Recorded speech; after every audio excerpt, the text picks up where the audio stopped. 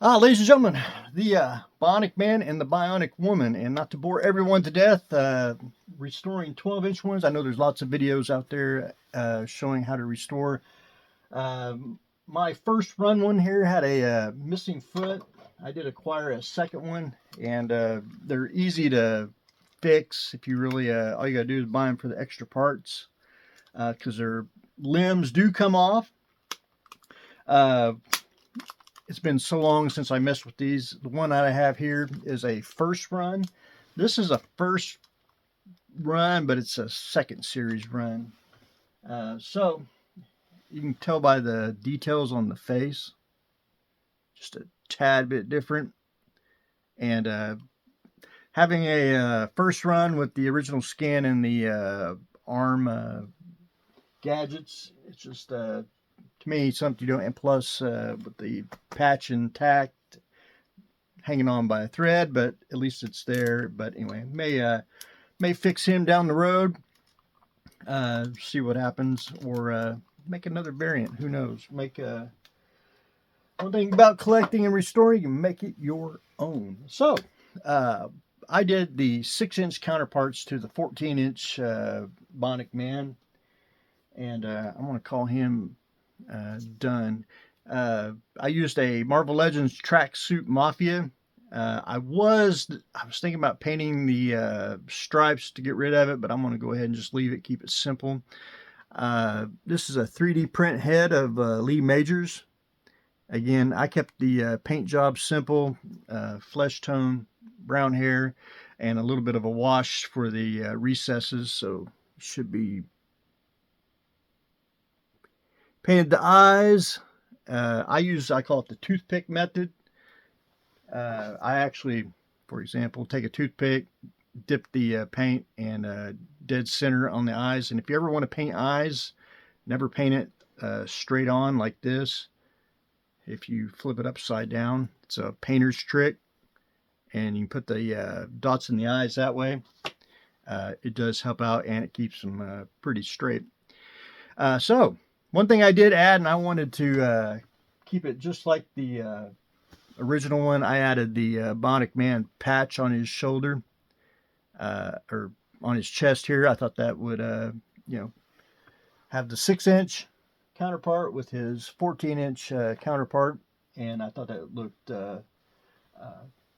really cool as well. So, with the Bionic Woman, this is a Marvel Legends, I want to call her Siren, just a basic blank female Marvel Legends figure. I repainted her in her first release figure. The one I got in her purple is her version 2, which came out second, but I painted her in her first release tracksuit, and basically a mix of a bluish purple, painted white. Now she is, I'm going to say, painted static. If you do move her, you will see her joints and everything. So she's just a static display figure. I cheated and didn't want to paint the stripes. I used drafting tape and cut it a little more finer on the top and the sleeves there. I did add her Bionic Woman patch that's on the it is on the doll, and I thought, well, keep it with the original here. And the head, there's no Lindsay Wagner head that I'm aware of, and so I used a G.I. Joe movie Scarlet head, and I took epoxy sculpt and resculpted her hair. Her head's not movable since her hair drapes over, but pretty close, and it looks somewhat like the Bionic Woman. So very happy with my Bionic Man and Bionic Woman. And then not to leave out the Bionic Man, we'll have a couple more videos.